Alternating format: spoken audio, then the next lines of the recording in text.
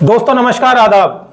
दोस्तों आज मैं सिलमपुर विधानसभा के एक चर्चित और सबके चहीते नदीम शेख से आपको मिलवाने जा रहा हूं, जो MIM पार्टी से चुनाव की तैयारी कर रहे हैं सिलमपुर विधानसभा से। आइए जानते हैं किन मुद्दों पर चुनाव लड़ने जा रहे हैं। नदीम शेख, आप किन मुद्दों पर चुनाव लड़ने जा रहे हैं, पहले तो आप ये बताएं। भाई हमारा मुद्दा तो वही है, शिक्षा का है, पानी का है, नाली, कूड़े, गलियां, साफ़ सफाई, रोड, ट्रैफिक, यही हमारे मुद्दे रहेंगे जिन पर हम चुनाव लड़ना चाह रहे हैं। तो आप ये जो मुद्दों पे आप चुनाव लड़ने जा रहे हैं, तो अब साफ़ सफाई होती नहीं है क्या क्षेत्र में? साफ़ सफाई, मेरे पास अभी एक वीडियो आई हुई है, मेरे मोबाइल पे आई है, ऋषिगर्दम मार्ग की है। वो काफ़ी टाइम से वो गली ख़राब पड़ी हुई है और वहाँ जो है लोग, वहाँ के लोगों का ये कहना है, जो मेरे पास फ़ोन आया था आज, कि भाई हम रहमान भाई के पास भी चले गए, जुबैर भाई के पास भी चले गए, लेकिन उन्होंने हमारी कोई सुनवाई नहीं करी। तकरीबन 6 महीने हो गए, आधी गली बन गई और आधी ऐसी पड़ी हुई है। उन्होंने मुझे वीडियो भेजी आज। अच्छा, आपने देखा होगा कि चौधरी जुबैर जो है उन्होंने आम आदमी पार्टी ज्वाइन कर ली है, और कांग्रेस के सीनियर नेता चौधरी मतीन अहमद, जो आपके भी गुरु हैं राजनीतिक और एक सम्मानित इंसान है, उन्होंने भी आम आदमी पार्टी ज्वाइन कर ली है। तो आप इसे किस नज़र से देख रहे हैं?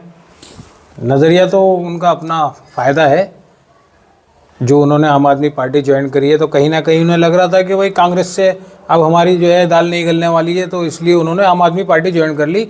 और आम आदमी पार्टी का क्रेडिट वो फ्री का लेना चाहते हैं, कि जैसे बस फ्री, ये फ्री, वो फ्री, राशन फ्री, तो और लेडीज़ वोट जो है उसमें है।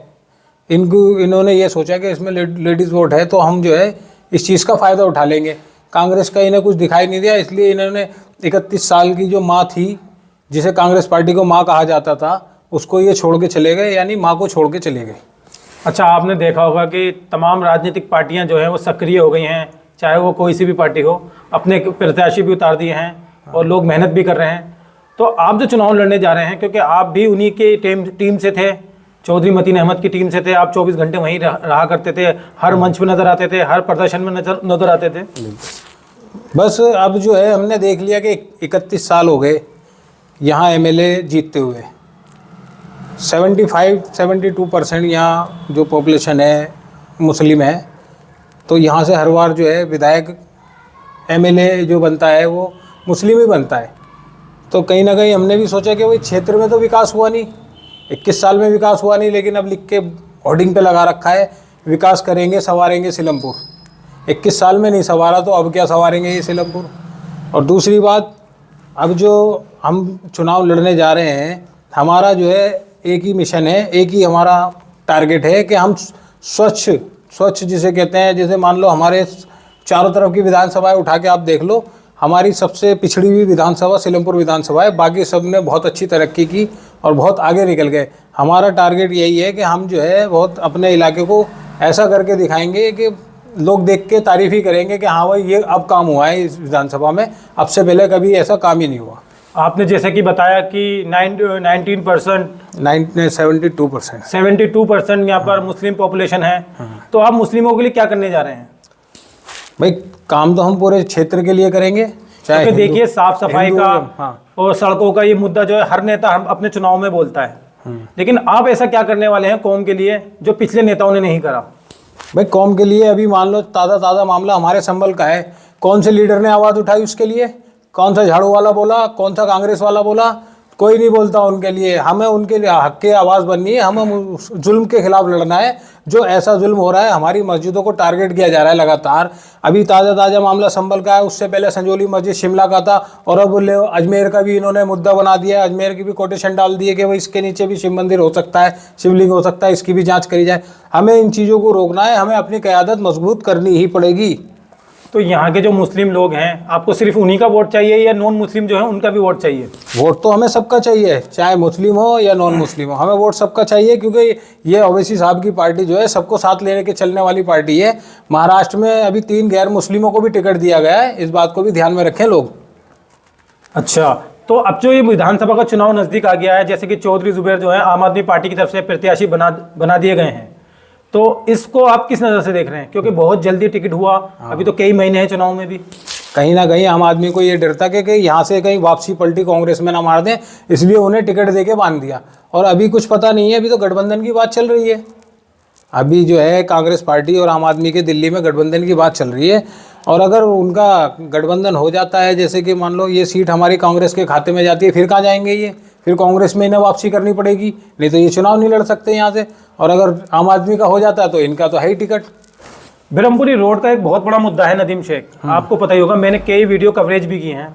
यहाँ से जब लोग निकलते हैं काफ़ी परेशान होकर निकलते हैं।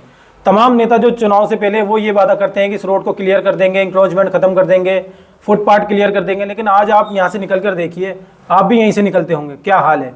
पीसीआर, फायर ब्रिगेड, एम्बुलेंस की गाड़ियाँ यहाँ फंसी हुई नजर आती हैं, लोग काफ़ी परेशान हैं।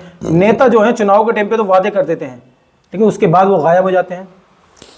लोगों को, जो ब्रह्मपुरी रोड पे जो लोग कारोबार कर रहे हैं, उन लोगों को समझाया जाएगा कि भाई आपकी हद जो है वो जो हमारी फुटपाथ बनी हुई है उससे पीछे तक है, आप यहाँ से लेके वहाँ तक खाली रखें, उसके आगे अपना जो है कोई भी आराम से आ जा सके, ऐसा रास्ता छोड़ दें जो किसी को कोई परेशानी ना हो। और अपनी अपनी दुकानों के आगे से जो गाड़ियाँ खड़ी हो जाती हैं, रेहड़ी पटरी लग जाती हैं, तो उसको थोड़ा अंदर करके लगाना चाहिए, या जिसकी दुकान के आगे नहीं लगती है तो वो लगनी नहीं चाहिए वहाँ पर, और जहाँ लगी हुई है उसको थोड़ा अंदर करके लगाए ताकि आने जाने वालों को कोई परेशानी ना हो।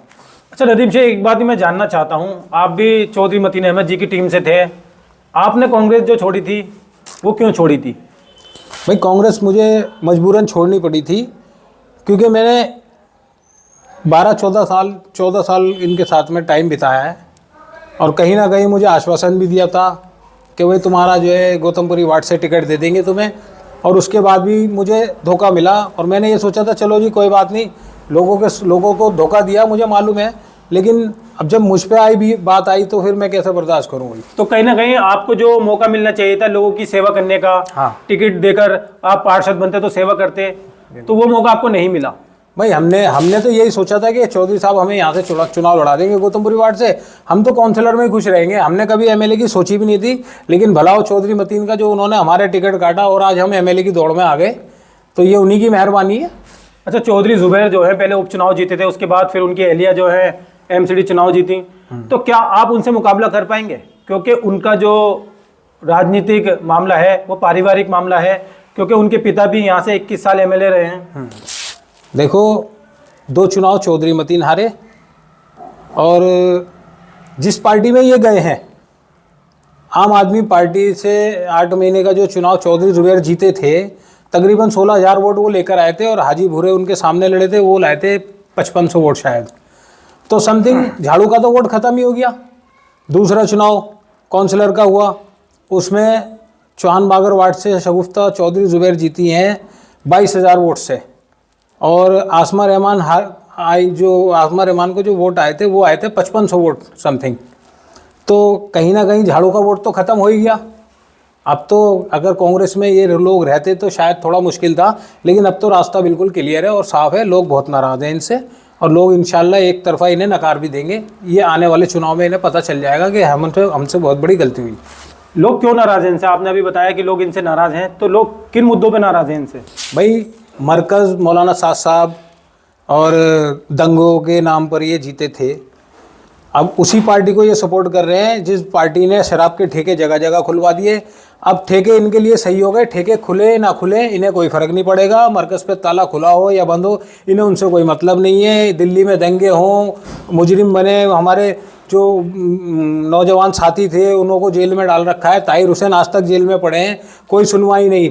केजरीवाल जेल गए, बाहर आ गए। मनीष सिसोदिया जेल गए, बाहर आ गए। इनके कई लीडर, अमानतुल्लाह खान है, वो जेल गए, बाहर आ गए। ताहिर हुसैन का क्या कसूर है जो वो आज तक जेल में पड़ा है?